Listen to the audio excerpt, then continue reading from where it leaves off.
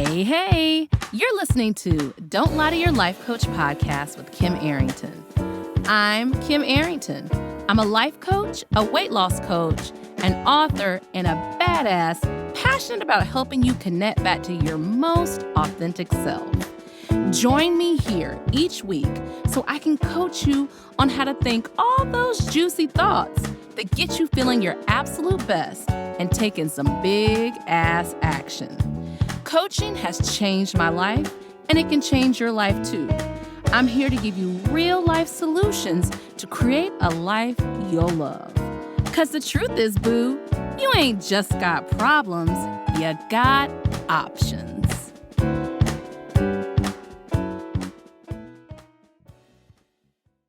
Hey, y'all. We are back. Hey, I want to start this podcast episode off by just saying your feedback on the podcast has been incredible. By the time you get to this episode, I will have exceeded 1,500 downloads. I have received emails and messages. I just want to talk about two that I got this week. One was from a person who quotes me on the podcast. She shares stuff on Facebook, and she said, "You are helping me." And that felt so good to me to hear. She said, "You are helping me. You are helping me change my life." And then another person was like, "You are giving me life," which is like, I'm listening. I'm learning so much. I'm going to the grocery store. I'm going places. People are stopping me and they're like, "Listen, I love the podcast. Oh my goodness." They're quoting me. It's been really great. No ego, y'all. Although I do feel good about what I have done, but I am so happy that I'm helping you. And this is a perfect segue into today's topic because I had not planned on doing this, but I was minding my social media business. I was on Facebook, and Tana Gilmore, who is my Facebook friend, y'all, Tana is an incredible woman who's doing amazing things. Her and her friend and business partner, Kelly, are part of the duo of Love Match Atlanta on Bravo. They help people to find lasting love and to feel good about themselves along the way. And Tana put on Facebook, and I've gotten her permission to talk about this, about insomnia. And y'all, last time I checked, there were 66 comments of Black women saying, "Me too, me too, me too. I can't sleep at night. I can't." And I have so much personal experience with this. And I actually have my Kleenex close to me because I feel a little weepy about this. But as a child, I struggled so much with insomnia. And honestly, I used to go into my parents' bedroom at night. I had a lot of fear at night. Would go in at night in their room and sleep on the edge of the bed next to my mom. And just when my dad passed away, my mom had just rolled my hair on those pink sponge rollers. Black girls, y'all know what I'm talking about. And there was a knock on the sliding glass door, and I already struggled with sleep, but I was in my bed and I heard it, and I ran out, and I, experienced my mom running down the hall and being like, "No, no, no." And whatever little piece of sleep I had was obliterated, because having a traumatic event happen around nighttime, this may be part of the reason why y'all are struggling with sleep, because something happened traumatic, a traumatic event happened at night, and your brain is hyper vigilant, because remember, you all, your brain wants to keep you alive by any means necessary, and it is hyper vigilant about what could happen again. Your brain learns lessons very well. So if something happens and it traumatized you, your brain will keep you up, keep your thoughts going to protect you, because what else could happen at night? That was my life for years. Now I'll have friends who'll be like, "Oh, you used to fall asleep around me." Oh, but insomnia is not about falling asleep. It's not just about falling asleep. It's staying asleep. Okay. Because I struggle with this and I no longer struggle with this. And I'll tell you the turning point for me. I remember it 100%. The turning point for me was in about 2000. I'm going to make up the date. Let's just say 2007, 6. It had to be 2006. I haven't bought my house yet. 2006, my first house. 2005, 2006. I actually, nope, wrong trip. 2008, I went to Panama. And I'm going to be protective about this because I'm very protective about Panama. I'm not going to say where I went in Panama, but I went to Panama to a place for artists. And this particular place in Panama, there had only been one murder in 40 plus years. People, did not lock their doors at night. This place in Panama doesn't even have addresses. Okay. Like, the man, woman, whoever the mail carrier looks at the name, knows where the places are. Okay. When I went to Panama, I think the fact that I allowed myself to go somewhere that I wanted to go, I followed through on my desire. I was around other artists. I was working on a play at that time. And I felt so safe that I slept like a baby for the first time in my life. I was floating in the ocean. I was kayaking on the bay. So much of the curiosity in me that I had pushed away, that I made myself smaller by not engaging, was so engaged that every single night I fell in the bed. And I just remember being like, oh my goodness, I feel like I've been cured just by leaving my home and going somewhere else. And those after effects, like what I did after continuing that, my sleep was there. I was probably about 25, 26. My sleep has been great ever since then, with the one caveat built in. When the same things come up and I'm not looking at them in my waking life, then they find me. So this episode is dedicated to you and those women who I want you to find your sleep. And I am going to hold that belief for you all, that all of you all are going to solve your insomnia and do that with grace and love, so much self-love for yourself. Okay. So let me switch into gear about, how we're going to get better. I think I'm going to name this episode, Why Y'all Don't Sleep. Okay. So here are some ideas I've had. I have helped clients with this. Trigger warning. I didn't get you the first trigger warning. I got this one. I did have a client. If I am about to talk about sexual violence, if you do not want to hear that, please turn off this podcast, or please fast forward the podcast by a minute and I'll be done. I had a client who was gang raped and her companion was beaten, and she struggled with sleep for decades and decades and decades. And she came to me. She actually came initially as a weight loss client. And if you're a weight loss client or any client, you're going to get life coach because they are one and the same. And we really had to look at her sleep hygiene, what she was doing to prevent sleep. Well, one of the things she was doing to prevent sleep was she was falling asleep in her rocking chair every night, because she was scared to be in the bedroom, because she wasn't going to be able to hear who may be coming in. And we, bit by bit, got her out that rocking chair to make her bedroom a good place. Okay. She was eating at night because she was terrified. We got her to stop snacking at night, which equaled weight loss for her.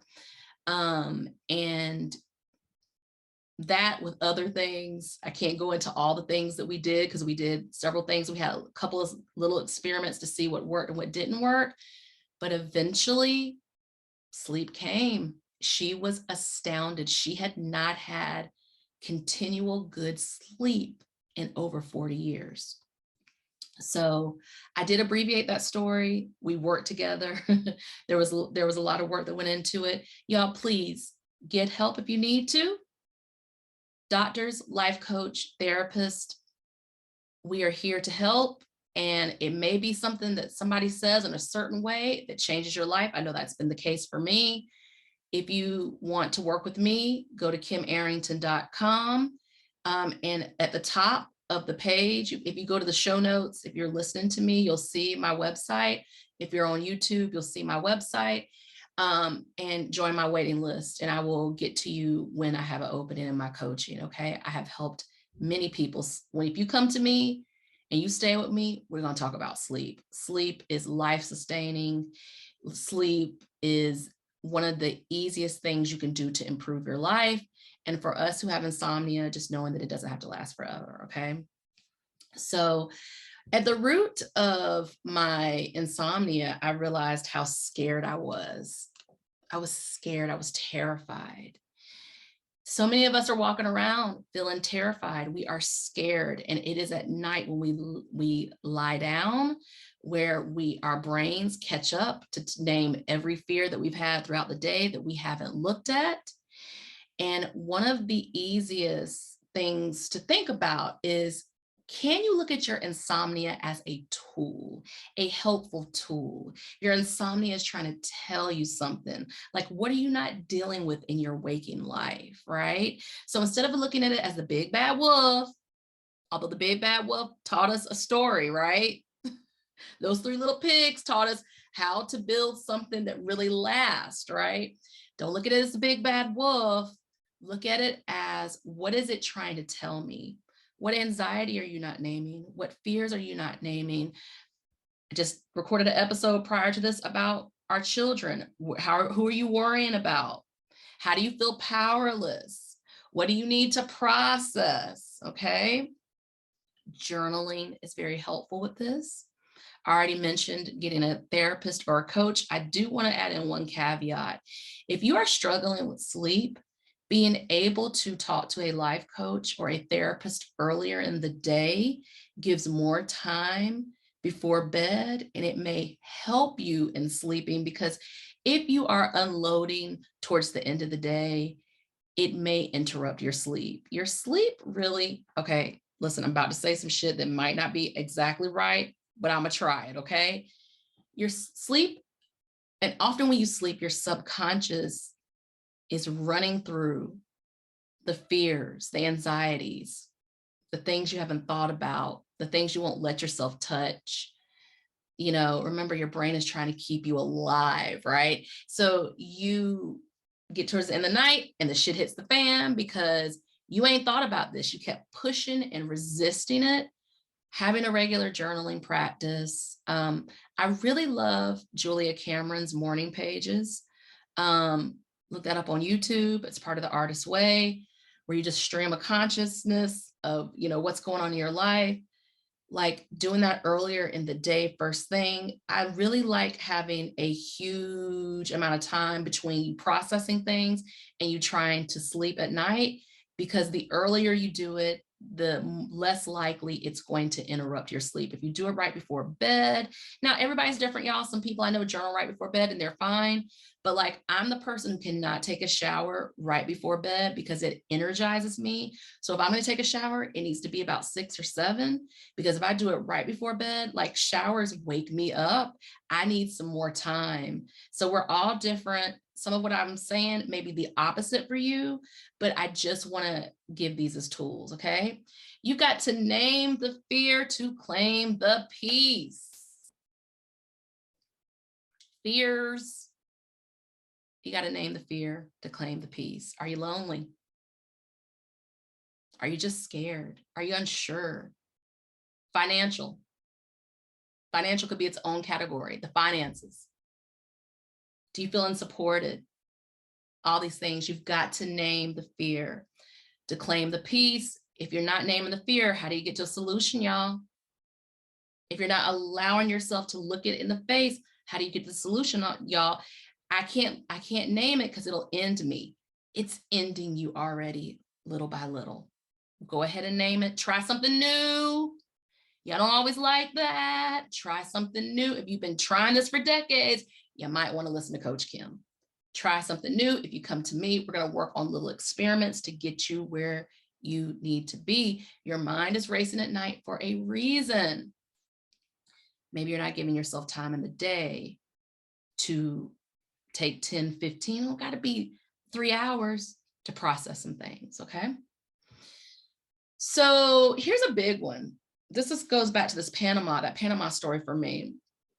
What do you want to do or become that you're not allowing yourself to do or become? I've been a teacher for 15 years, but I really want to work at a jewelry store and learn about jewelry design.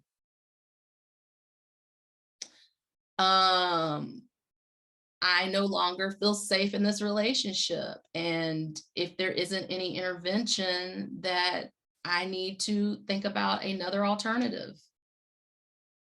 I don't like where I'm living. I want to live somewhere else. If you're not allowing yourself to become the new thing, it will find you in the night. I didn't make the rules. I just let y'all know where they are. That's it. I have an episode, a podcast episode about change is the new black. Shit, all my podcasts talk about change. If you want to be real, you got to name the desire to claim the peace. What are you doing that you don't want to do anymore? What are you not doing that you want to do? Those are important questions to ask, my friends. You got to. And you don't just answer the question once and it's done for life.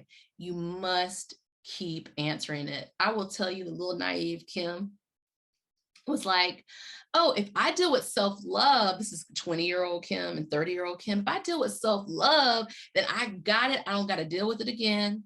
No, boo-boo. You will have to keep coming back to that. You will have to keep asking yourself this question. And I want you to write this down. If you're driving, please don't. Just come back to this. What do you want to do or become that you're not allowing yourself to be? Journal on that. Talk to your friends about it. Talk to your phone's video function about it, okay? Or what are you doing that you don't want to do anymore? You have to stop affirming you can't sleep. Thoughts become things. Y'all heard that? I'm a big follower of the law of assumption. What I assume shows up. What I believe ends up showing up in physical form in my life. My shoulder was hurting today after I was working out, and I was frustrated because I went to boot camp and it kind of popped out of socket. That's not really what it did, but it just felt injured twice. And on my way home, I was like, stop affirming you have a shoulder injury. Say your shoulder is completely healed. Your left shoulder loves you. You know, all that woo-woo stuff y'all don't like. Stop affirming you can't sleep. Stop telling everybody you can't sleep. Once you've named it, once you've felt the feelings, then affirm what you want. My sleep is getting better and better each night. I'm really learning a lot about myself and how I sleep. Sleep feels good. Sleep is available to me. Oh my goodness, I sleep so well.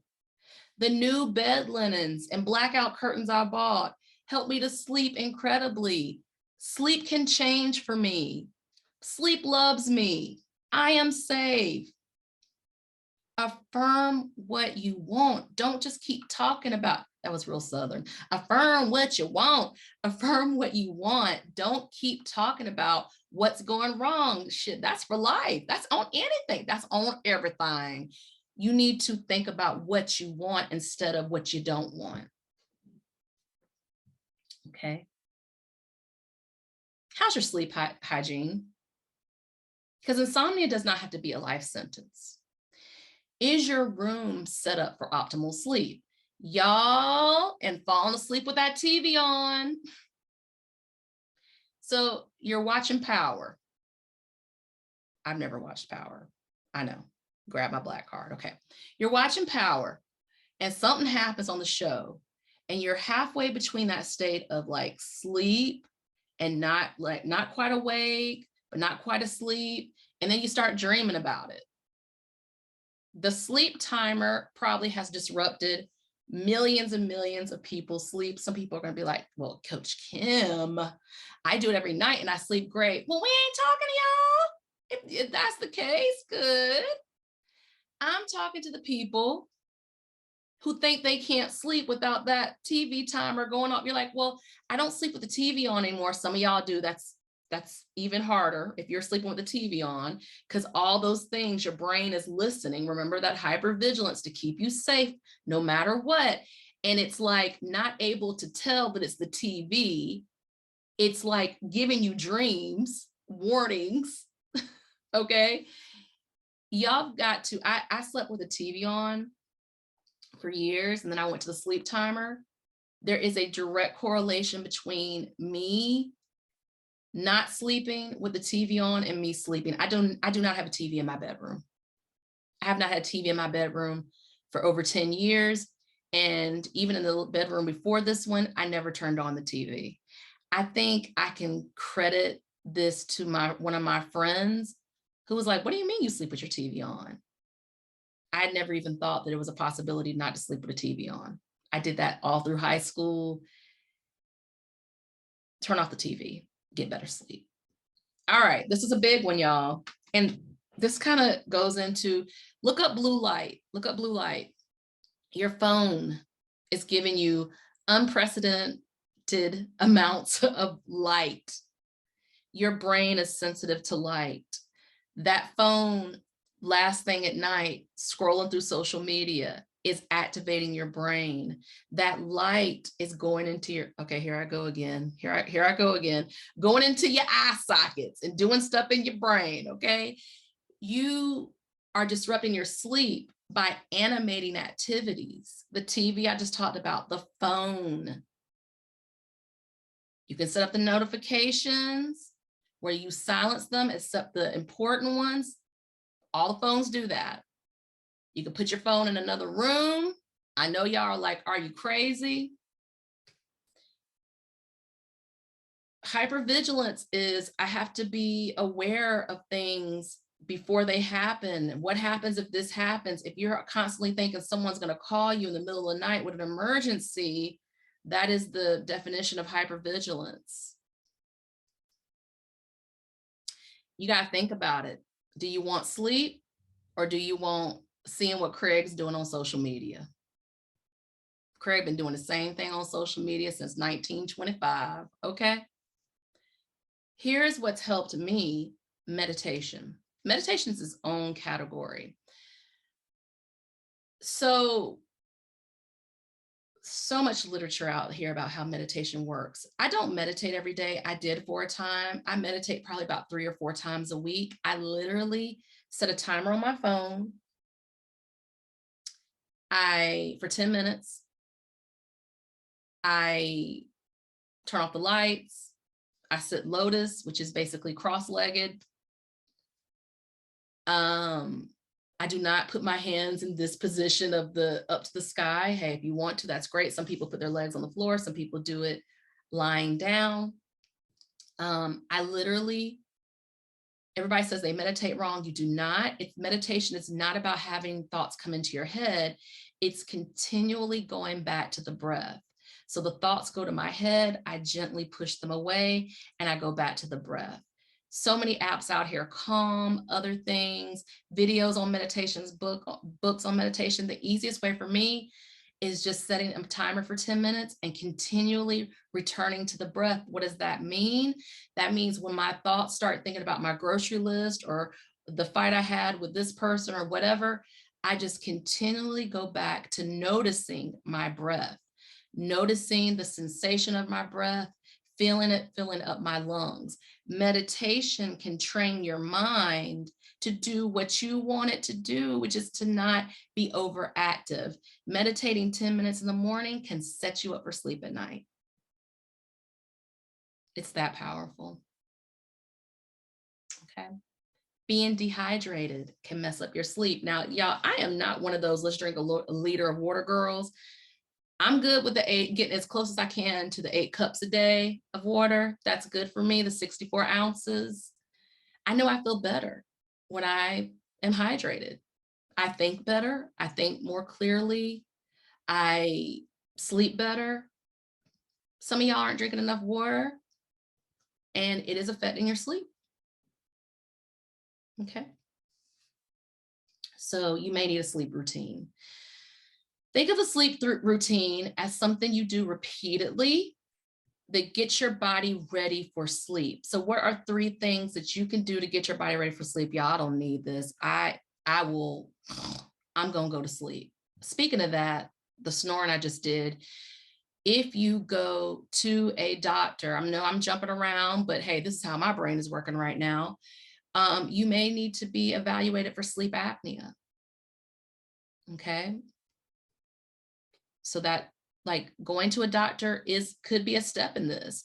Your hormones, sleep apnea, looking at your test, your thyroid, all those things, your vitamin D levels, all the things that can come in and play a part in you not sleeping. But back to the sleep routine, 3 things you do every night.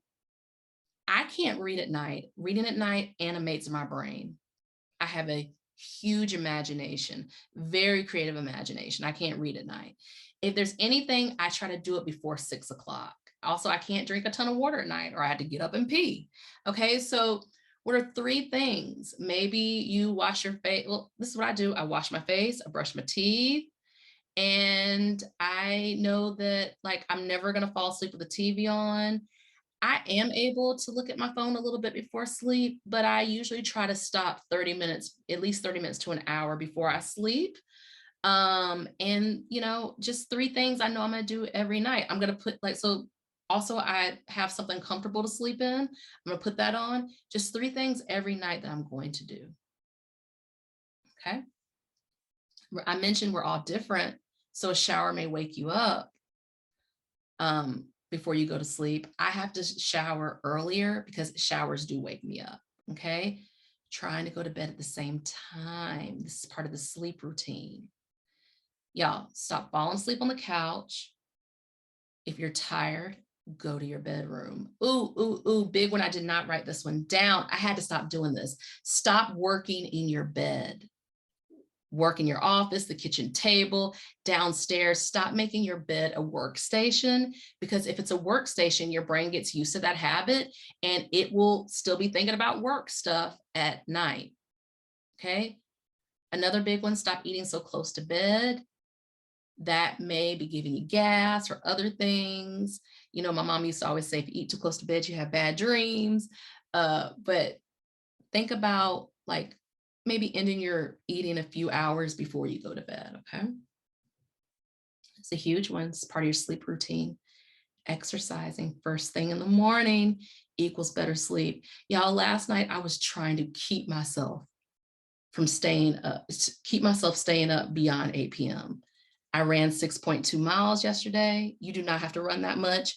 Walking 30 minutes a day, 20 minutes a day, doing, a walking routine. I love Grow with Joe on YouTube. It's free. She has an app if you want to support her. But exercising first thing in the morning, I usually boot camp before 8:30 or 8:30, sometimes 9:30. That buys me my sleep. It also buys me a better mood. Those endorphins floating in my bloodstream, okay? Exercising earlier in the day helps you feel tired. We fight sleep, y'all. We be the 2-year-olds fighting sleep because we're like, oh, why am I so tired? And I'm like, no, your body's been up since 5 or 6 o'clock. It makes sense that at 8 or 9 o'clock, it's ready to go to sleep. That's actually a correct sleep cycle. You have maybe interrupted your sleep so much, okay? So you may need to become your own research project. I talked about visiting a doctor.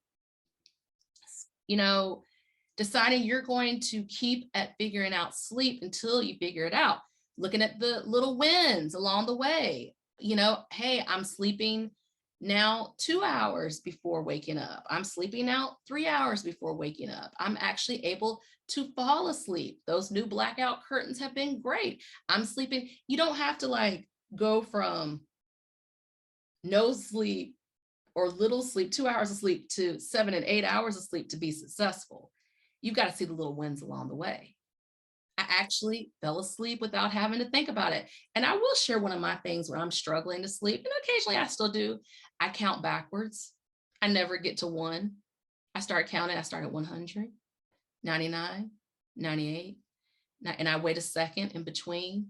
And I think I usually make it to like the 60s or the 70s before, and I've never made it to 1. Okay.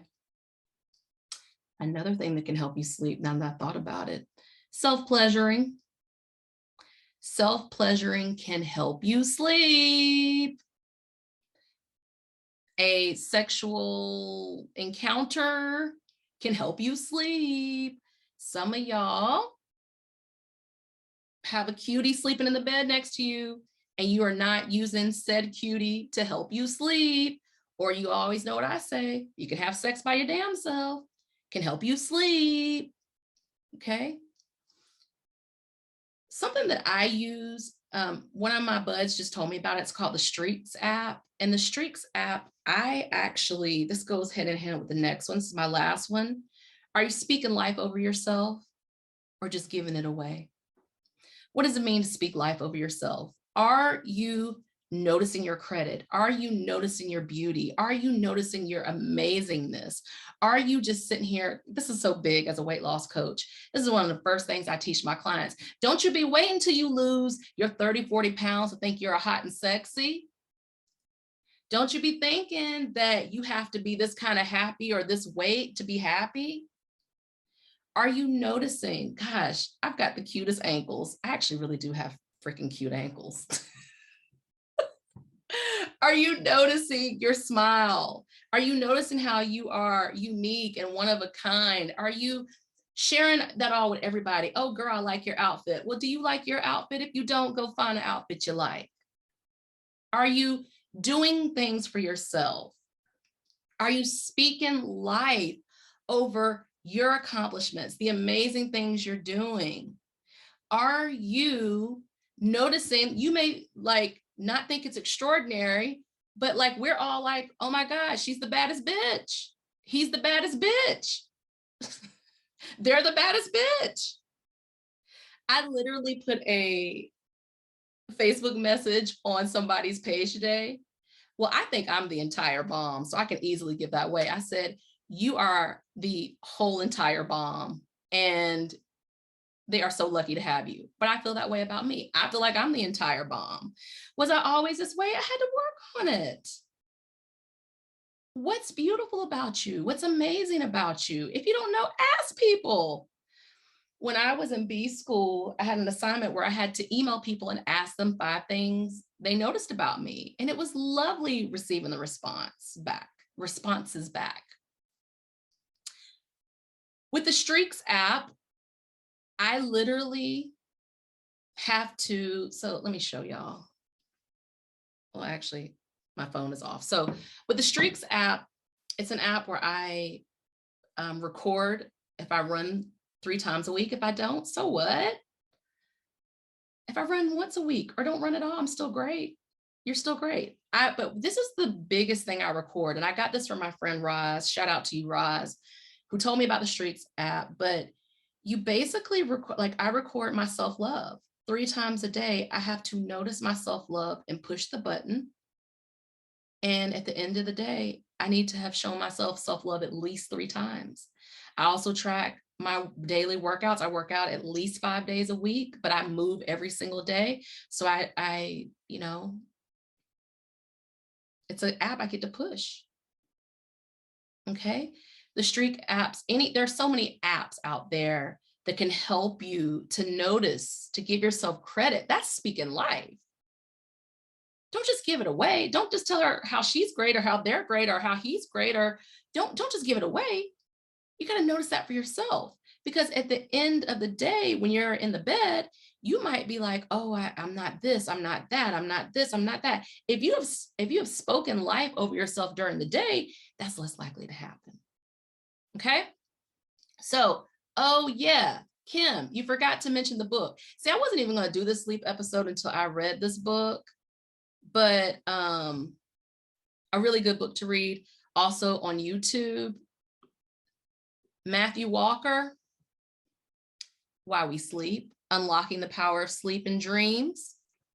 Remember, you're your own research project. You're going to finish this, thinking about why you don't sleep until you get it. Matthew Walker is a sleep expert. Why We Sleep, Unlocking the Power of Sleep and Dreams. You are your own research project. You're going to figure this out. Y'all, I'm wishing you good sleep. Do not give up until you get it. I gave you 11 things to do. Please share this episode with someone who's struggling with sleep, and let me be the first to let you know you do not have to do that for the rest of your life. Okay? Love y'all. Thanks for your support. I'm speaking life over y'all. Y'all are fantastic. Okay? Wishing you a restful night's sleep tonight and all the nights of your life. Are you feeling what you just heard? Good. Repeat after me. You don't have to figure it out on your own again anymore. I'm here to help.